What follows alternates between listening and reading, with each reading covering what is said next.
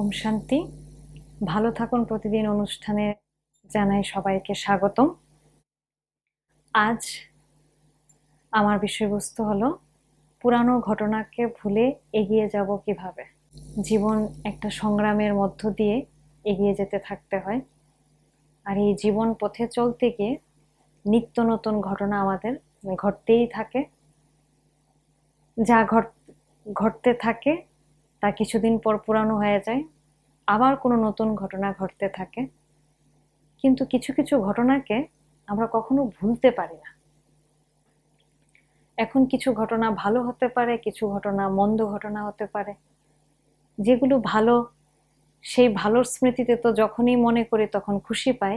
যেগুলো পুরনো ঘটনা, যেগুলো আমাকে দুঃখ দিয়েছে, এগুলো যদি আমরা ভুলতে না পারি, তখন যখনই মনে করি তখনই আমার মন দুঃখ হতাশায় ভরপুর হয়ে যায়। এক্ষেত্রে আমাদের দৃষ্টিভঙ্গিটাকে পরিবর্তন করতে হবে। নেতিবাচক দৃষ্টিভঙ্গি থেকে আমার ইতিবাচক দৃষ্টিভঙ্গি রাখতে হবে, যে পুরানো ঘটনাগুলো থেকে আমি কি শিক্ষা নিলাম। পুরানো ঘটনাগুলো আমাকে অনেক কিছু শিক্ষা দিয়ে গেছে, আমার অভিজ্ঞতাকে বাড়িয়েছে, আমার অনুভবকে বাড়িয়েছে। পুরনো ঘটনাগুলোর থেকেই আমি যে শিক্ষা পেয়েছি, সেই শিক্ষার দ্বারা আমি সামনের অনেক বড় একটা ভুল থেকে আমি নিজেকে বাঁচাতে পেরেছি। সেই দিকে কি আমরা কখনো ভেবে দেখেছি? ভেবে দেখুন একবার, জীবন পথে ছোট থেকে বড় হওয়া পর্যন্ত যাই ঘটছে, সব কিছুর পেছনেই কিন্তু কল্যাণ। চলতে চলতে পড়ে না যেতাম, তাহলে কিন্তু আমি হাঁটা চলা এগুলো শিখতাম না। হলে আগুনে ছেকা যদি না পাই, তাহলে আগুন ধরাটা যে বারণ, সে অনুভবটা কিন্তু আমার হতো না। এই জন্য অনেক কিছু ঘটনা আছে যেগুলো আমি ভুলবশত করে ফেলেছিলাম, বা যেগুলো হয়ে গেছে কোনো কারণ ছাড়াই আমার সাথে ঘটে গেছে। তো সেই ঘটনাগুলোকে আমি দুঃখের স্মৃতি হিসাবে রাখবো না, সেগুলোর থেকে যে আমি শিক্ষা পেয়েছি, এগুলো আমার জীবনকে আরো সুন্দর করে তুলেছে, আমার অভিজ্ঞতাকে বাড়িয়ে আমার ভবিষ্যতের কাজগুলাকে আরো সৌন্দর্য বাড়িয়ে দিয়েছে। এজন্য প্রত্যেক ঘটনাই আমার জীবনের জন্য এক নতুন অধ্যায় দিয়ে যাচ্ছে।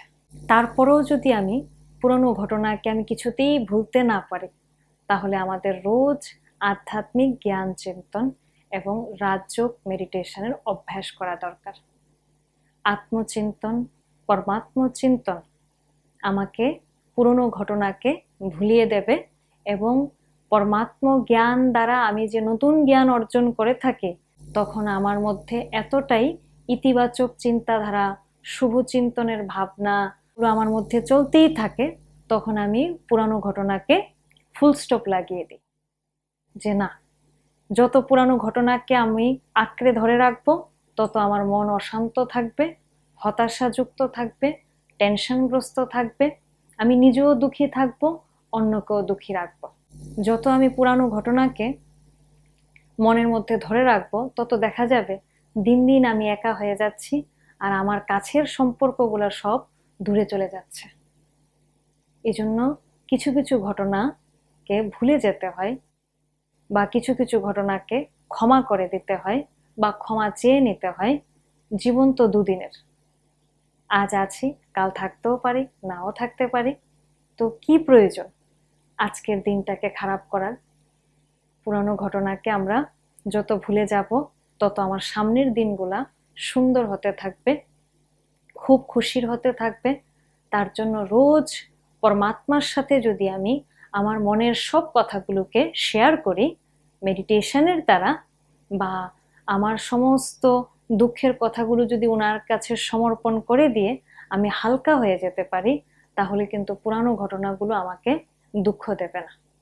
বারবার আমাকে পুরানো ঘটনাগুলোই মনে করিয়ে দেবে যে সেই ঘটনাগুলো হয়েছে বলেই আজকে আমি এত সুন্দর জীবন তৈরি করতে পেরেছি, আজকে আমি জীবনে এত দূর পৌঁছে গেছি, আমি আমার লক্ষ্যে পৌঁছে গেছি, এবং অনেক বিপদ থেকে, অনেক ভুল থেকে, অনেক খারাপ চিন্তা থেকে আমি নিজেকে বাঁচিয়ে নিতে পেরেছি। তার জন্য আধ্যাত্মিক চিন্তন আর মেডিটেশনের অভ্যাস এই ব্যস্ততম জীবনে আমাদের অবশ্যই রাখা দরকার। চলতে ফিরতে উঠতে বসতে মনকে পরমাত্মার সাথে যখন আমরা যুক্ত করব এবং পরমাত্মার সেই শক্তির কিরণ শান্তির কিরণ যখন নিজের মধ্যে অনুভব করতে থাকব, তখন আমার আত্মার মধ্যে পূর্বজন্মের অনেক কিছু ভুল ত্রুটির দ্বারা যদি আমার কোনো খারাপ কর্ম জমাও থাকে, সেগুলো মেডিটেশনের দ্বারা শেষ হয়ে যাবে। আর তত আমি নিজেকে হালকা অনুভব করতে থাকবো, খুব শান্তির অনুভব করতে থাকবো, অন্যকেও শান্তি দিতে পারবো, চারিপাশের বাতাবরণকেও আমি শক্তিশালী বানাতে পারবো। ওম শান্তি।